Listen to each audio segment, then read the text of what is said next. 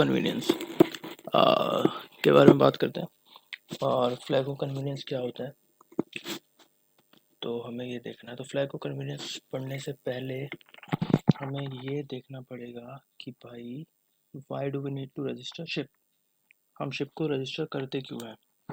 तो उसका एक सिंपल सा कॉन्सेप्ट है कि सपोज आप कंसिडर करो कि शिप एक इंडिविजुअल है तो वील कंसिडर भैया आपका जो शिप है वो क्या है, एक इंडिविजुअल है। अब कोई भी इंडिविजुअल हो सकता है वर्ल्ड में, ठीक है, उसको कहीं ना कहीं का नेशनल सिटीजन होना ज़रूरी है। तो ये इंडिविजुअल किसी नेशन को बिलोंग करता है, ठीक है, और उसकी वजह से उसकी एक नेशनैलिटी होती है, ठीक है। तो नाउ उसी तरह से सेम कॉन्सेप्ट शिप पे अप्लाई किया गया है कि शिप को भी अगर आप एक इंडिविजुअल कंसीडर करते हो तो उसको भी किसी कहीं का किसी भी नेशन, कोई भी नेशन उसका होना चाहिए जिससे उसको कोई नेशनलिटी मिलनी चाहिए। और सेम कॉन्सेप्ट इन्होंने अप्लाई करके कॉन्सेप्ट ऑफ फ्लैग स्टेट आया, ठीक है, कॉन्सेप्ट ऑफ फ्लैग स्टेट आया, फ्लैग स्टेट से फिर रजिस्ट्रेशन आया, ठीक है। इसको रब कर देते हैं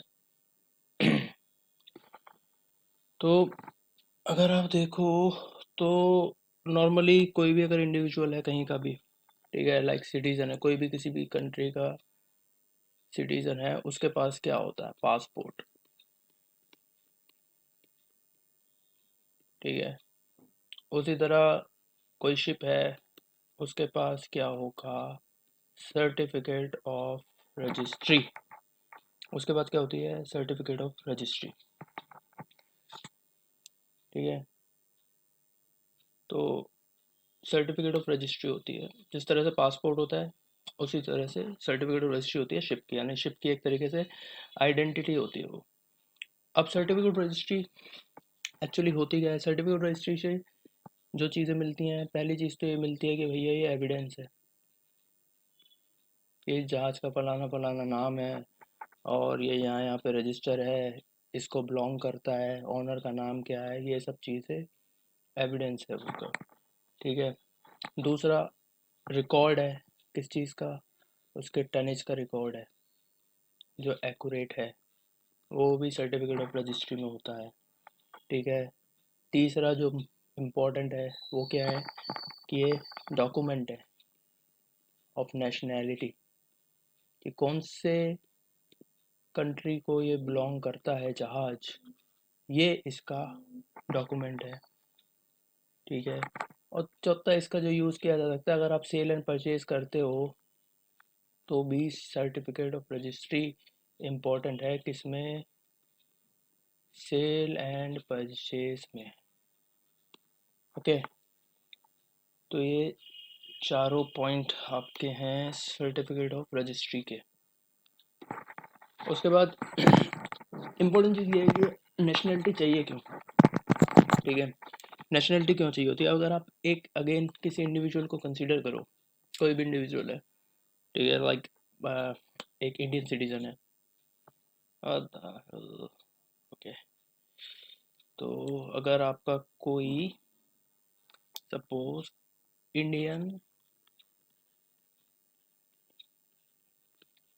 सिटीजन है, तो इंडियन सिटीजन होने से हमें क्या मिलता है, क्या हमारे फ़ायदे हैं। एक तो हमें जो राइट्स हैं हमारे कंट्री में वो हम फॉलो कर सकते हैं, ठीक है। राइट्स हैं, कभी भी कुछ भी बोल सकते हैं, है ना। जो हमारे प्रिविलेजेस हैं जो हम यहाँ के फ़ायदा उठा सकते हैं, ठीक है। जैसे बहुत सारे लोन्स है, जैसे अपने किसानों को लोन मिलते हैं ज़मीन पर, ये सब चीज़ें हमें फ़ायदा है। अगर आपके पास सिटीजनशिप ही नहीं होगी तो लोन कहाँ से लोगे, ठीक है। ये सब कुछ प्रिविलेजेस है। उसके अलावा हमें इन रिटर्न क्या करना पड़ता है, इन रिटर्न कोई भी सिटीजन क्या करता है, जो भी कंट्री के लॉ होते हैं वो फॉलो करते हैं, ठीक है, टैक्स देते हैं, ये कुछ चीज़ें हैं जो हम एज एन सिटीजन करते हैं, ठीक है। सेम मैनर में अगर हम देखें एक शिप को, तो सेम मैनर में अगर हम किसी भी शिप को देखें, तो अगर हम किसी शिप को रजिस्टर करते हैं किसी भी फ्लैग स्टेट के अंदर, तो उससे हमें क्या मिलता है, ठीक है, उससे हमें डिप्लोमेटिक प्रोटेक्शन मिलता है। किसी भी जहाज को डिप्लोमेटिक प्रोटेक्शन मिलता है। दूसरा जो चीज़ें इम्पोर्टेंट है, हमें एक्सेस मिलता है, किसी भी जहाज को एक्सेस मिलता है, freedom, access to freedom in high seas, क्योंकि हाई सीज में तो कोई लॉ गवर्न ही नहीं करते, लेकिन कुछ भी वहाँ पे इलीगल एक्टिविटी होती है तो फ्लैग स्टेट देखेगा, सिंपल सी बात है। तो ये चीज़ें होती हैं हमारी फ्लैग स्टेट पे। अब नेक्स्ट जो चीज़ है वो ये होती है कि जो हमारी, ठीक है, अब अगर मैं देखूं, अगर मैं बताऊं आपको, ओके, तो नेक्स्ट जो चीज़ है हमारी वो क्या है, जो हमारी नेशनैलिटी है, कोई भी नेशनैलिटी है तुम्हारी, या ओके, तो नेक्स्ट चीज़ है flag state. Flag state, flag state होता क्या है, फ्लैग स्टेट बेसिकली होता है जिसका फ्लैग, कोई भी शिप, मतलब state whose flag ship entitle to fly, वो तुम्हारा फ्लैग स्टेट होता है। किसी भी, कोई भी जहाज जहाँ पे रजिस्टर होता है, जिस भी कंट्री में रजिस्टर होता है, वो कंट्री उस जहाज का फ्लैग स्टेट होती है, सिंपल बात ये है। अब फ्लैग स्टेट के जो चीज़ें हैं वो क्या क्या हैं, एक तो फ्लैग स्टेट का जूरिडिक्शन रहता है, कहाँ पे, जहाज पे, फ्लैग स्टेट का जूरिडिक्शन रहता है जहाज के ऊपर। दूसरा उसकी रिस्पॉन्सिबिलिटी है जो सेफ्टी है जहाज पे, वो जो भी तुम्हारे सेफ्टी इक्विपमेंट हैं, एलएसए, एफएफए हैं, या फिर उसके अलावा जो सर्वे होते हैं, ये सब रिस्पॉन्सिबिलिटी किसकी है, फ्लैग स्टेट की है, ठीक है। उसके अलावा पोल्यूशन रिलेटेड जो भी चीज़ें रिस्पॉन्सिबिलिटी होती हैं, उसकी रिस्पॉन्सिबिलिटी किसकी है, फ्लैग स्टेट की है। और एक और चीज़ है इन्वेस्टिगेशन, फ्लैग स्टेट इन्वेस्टिगेट कर सकता है किसी भी इंसिडेंट या एक्सीडेंट को, ओके। तो ये हो गया हमारा फ्लैग स्टेट के बारे में। उसके बाद जो नेक्स्ट आता है वो आता है हमारा रजिस्ट्रेशन ऑफ शिप। तो रजिस्ट्रेशन ऑफ शिप क्या है, रजिस्ट्रेशन ऑफ शिप यही है कि रजिस्ट्रेशन ऑफ शिप को अगर डिफाइन करें तो होता है act of fulfilling any state requirement to get nationality, तो सिंपली अगर मैं इंडियन सिटीज़न हूँ तो मेरे को पासपोर्ट लेने के लिए क्या चाहिए, सारी चीज़ें रिक्वायर, एक तो मैं इंडियन सिटीज़न ही होना चाहिए पहली बात, या तो मैं अपना बर्थ प्लेस दिखाऊंगा या बर्थ सर्टिफिकेट दिखाऊंगा कि भाई मेरे को दे दो पासपोर्ट, है ना, ये सब चीज़ें देते हैं हम पासपोर्ट बनाने से पहले। सेम वे में ये सब चीज़ें जब मैं प्रोवाइड करा देता हूँ मेरे को पासपोर्ट मिल जाता है। उसी तरह अगर आपको रजिस्ट्रेशन चाहिए जहाज़ का, तो उस जो भी उनकी रिक्वायरमेंट है किसी भी फ्लैग स्टेट की, वो आपको फुलफ़िल करनी होती है।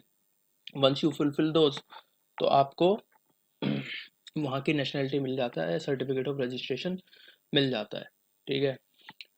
अब जो रजिस्ट्री होती हैं, आपकी जो रजिस्ट्री होती हैं रजिस्टर करने के लिए, वो होती हैं आपकी बेसिकली, जो आपकी रजिस्ट्री होती हैं वो होती हैं आपकी एल सी, तो आपकी वो रजिस्ट्री जो होती हैं वो दो टाइप की होती हैं, ठीक है। एक होती है ओपन रजिस्ट्री। ओपन रजिस्ट्री में क्या है, open to all foreign ship owner, कोई भी शिप ओनर आके अपना जहाज रजिस्टर करा सकता है। और एक टाइप होती है close registry, open to only national ship owner, अगर मैं इंडियन हूँ तो खाली इंडिया में ही रजिस्टर कर सकता हूँ, इंडियन शिपिंग लो ये कहता है।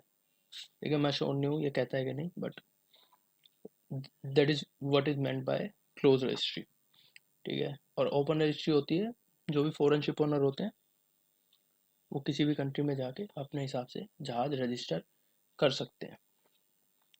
अब सवाल ये आता है कि कोई भी शिप ओनर दूसरी कंट्री में जाके क्यों रजिस्टर करेगा, है ना, वो क्यों रजिस्टर करेगा। तो उसके रजिस्टर करने के रीज़न यही है कि ऑफर लो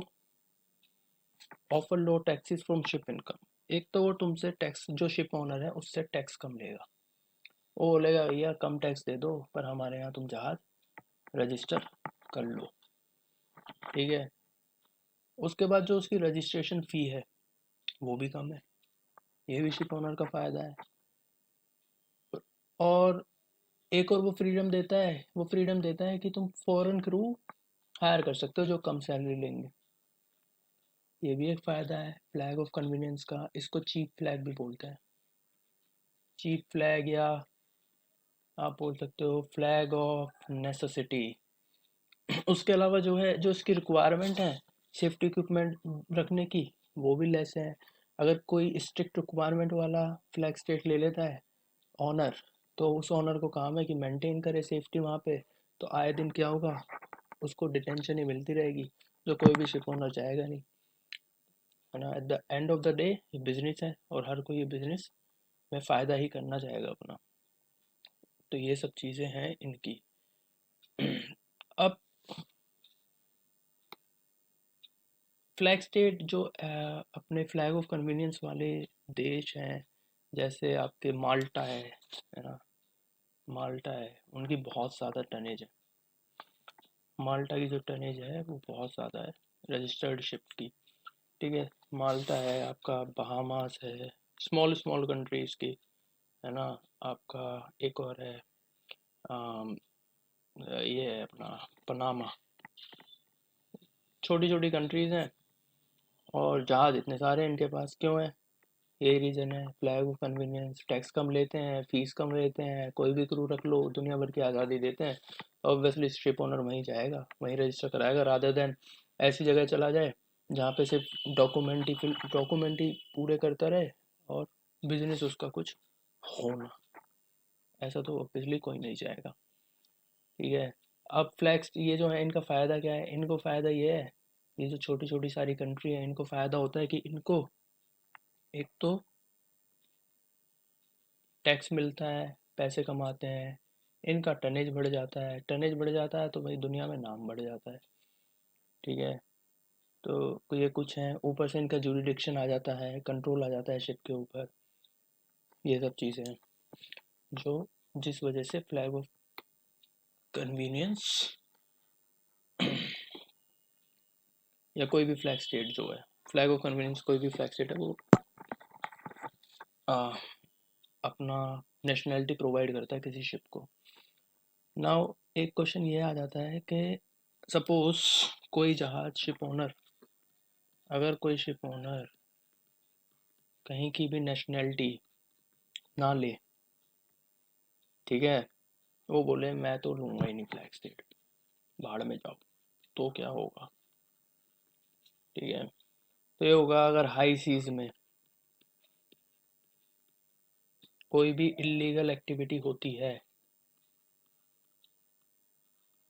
हाई सीज में कोई भी इलीगल एक्टिविटी होती है, तो जो भी कंट्री उसको पॉइंट आउट करेगी, उसी के लॉ के हिसाब से, ठीक है, उसी के लॉ के हिसाब से उस पर केस किया जाएगा, उस पर केस चलेगा बेसिकली। तो ये है तुम्हारा flag of convenience, I hope आप लोगों को समझ आया होगा। मैं ट्राई करूँगा कि हिंदी में ही समझाऊँ, बिकॉज हिंदी में समझाते हैं तो ज़्यादा अच्छे से समझ आता है, एटलीस्ट मुझे तो। और अब होपफुली आपको भी समझ आएगा, रादर देन डेफिनेशन पढ़ने से अच्छा है कि अपने मदर टंग में समझाया जाए, तो वो ज़्यादा अच्छा होता है। ऑब्वियसली मैं फ्लैग स्टेट को झंडा राज्य नहीं बोलूँगा, बट हाँ कन्वीनियंट वे में पढ़ाने का कोशिश करूँगा। So thank you for watching my video.